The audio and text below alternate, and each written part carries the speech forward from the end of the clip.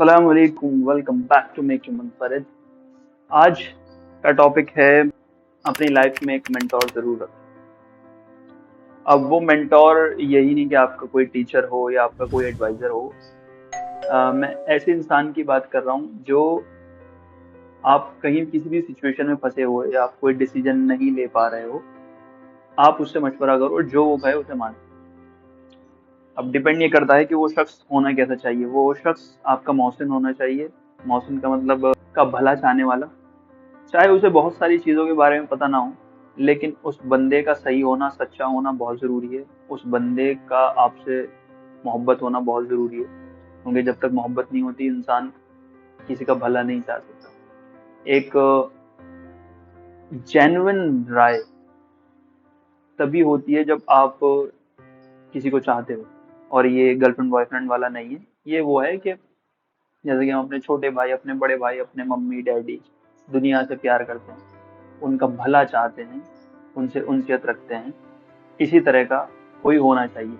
लेकिन बहुत सी दफा क्या होता है कि हम, अगर उसका कोई रिलेशन हमारे से पर्सनल है, जैसे कि मम्मी है, डैडी है, बड़ी बहन है, या हम उम्री बहन है, या कोई हमारा करीबी रिश्तेदार है, उससे हम बहुत सारी चीजें नहीं कह सकते। उससे हम अपनी बहुत सारी पर्सनल बातें नहीं कह सकते जो हमारी सुपर पर्सनल है। तो कोई एक शख्स ऐसा होना चाहिए जिससे आप अपनी पर्सनल बातें कर सकें, अपने प्राइवेट पर्सनल डिसीजन ले सकें, अपने फ्यूचर डिसीजन ले सकें।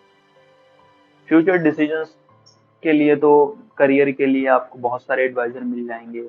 आपको क्या करना है उसके लिए बहुत सारे एडवाइजर मिल जाएंगे। आपको वीडियो कैसे बनानी है उसके लिए बहुत एडवाइजर मिल जाएंगे। आपको फिटनेस कैसे बनानी है उसके एडवाइजर बहुत मिल जाएंगे। लेकिन कुछ आपकी पर्सनल बातें होती हैं, कुछ आपके पर्सनल मैटर होते हैं जो आप सबसे डिस्कस नहीं कर सकते, और आप किसी न किसी पर्सनल प्रॉब्लम की वजह से अपनी बाकी चीजों पे भी फोकस नहीं कर पा रहे होते, और आप अपने ही दिल में बात करते रहते हैं, घुटते रहते हैं। आप किसी से वो प्रॉब्लम शेयर भी नहीं कर सकते। तो इसलिए कोई एक शख्स आपकी लाइफ में ऐसा होना चाहिए जिसके पास जाके आप अपनी पर्सनल से पर्सनल बात भी बेझिझक और साफ अल्फाजों में कह सकते हैं। और उससे आपको ये भी फेयर रखना है कि आप उसे सही सही बात बताएं, आपकी गलती हो तो भी बताएं, और उसकी एडवाइस को एक्सेप्ट करें, उसके डिसीजन को एक्सेप्ट करें। बहुत सी दफा ऐसा होता है, हमें एडवाइस या कोई भी ओपिनियन अपने हक में चाहिए होती है, अपनी प्रेफरेंस में चाहिए होती है। अगर कोई हमसे ये कह दे कि हाँ यार तुम्हारी गलत बात है, तुम फला से जाके माफी मांग लो, तो आप उसकी एडवाइस को भी रेस्पॉन्स नहीं देते, उस इंसान को भी रेस्पॉन्स नहीं देते कि यार ऐसे कैसे, यार मैं कैसे माफी मांग लूं, मेरी कैसे गलती हो सकती है। तो ऐसा नहीं है। पहले तो गलती एक्सेप्ट करना, अपनी गलती एक्सेप्ट करना सीखें। सिचुएशन को जैसी है वैसे ही देखना सीखें, अपनी नजर से उसे ना देखें। बहुत सी दफा ऐसा होता है कि हमारी नजर में हम सबसे बेस्ट होते हैं, हमारी कोई गलती नहीं होती है, और हम सामने वाले से भी यही तरह की एडवाइस लेना चाहते हैं या यही तरह की सिंपैथी लेना चाहते हैं कि नहीं यार फला शख्स गलत है, तू बहुत सही है, तू अपनी जगह बिल्कुल ठीक है, तुझे कोई सॉरी बोलने की जरूरत नहीं है, तुझे उसके पास जाने की कोई जरूरत नहीं है, और तू बिल्कुल कट ऑफ कर दे। नहीं, ऐसा नहीं। वो शख्स ऐसा होना चाहिए कि अगर आपकी गलती है तो आपको बोल दे सीधा आके कि हाँ यार तेरी गलती है, और आपको उसकी बात को पानी देना है, उसकी बात को मानना है। और भले ही वो आपकी हिम्मत नहीं हो रही है, आपकी ईगो बीच में आ रही है, आपको ईगो साइड करके वो काम करना पड़ेगा। क्योंकि अगर आप ईगो सामने लाके ऐसे ही जिंदगी जीते रहोगे तो आप कहीं ना कहीं बहुत सारी चीजें मिस कर दोगे। आप बहुत सारा बोझ अपने कांधे पे लेके चल रहे हो। तो ऐसा नहीं करना। अपनी लाइफ में कोई भी एक ऐसा बंदा जरूर रखें, और अगर कोई नहीं है फॉर एग्जाम्पल, तो चलिए उसका भी मैं एक बात बता देता हूँ जो मेरी पर्सनल एक एक्सपीरियंस है, कि लिखें, राइट करें और खुद से बात करें। हम सबको पता है हम कहाँ गलत हैं, हम सबको पता है हम कहाँ सही हैं।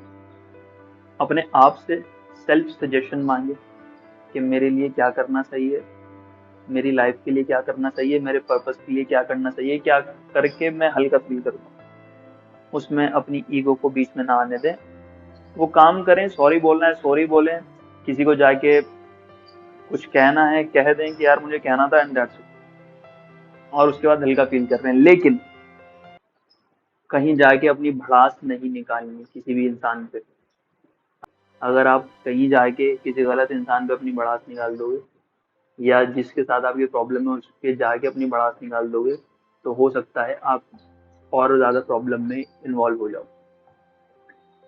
जो आप सोच रहे थे कि मैं कहने से हल्का फील करूंगा, ये ना हो कि आप कहने से और भारी फील करने लगे। तो अपने मिजाज को भी समझो।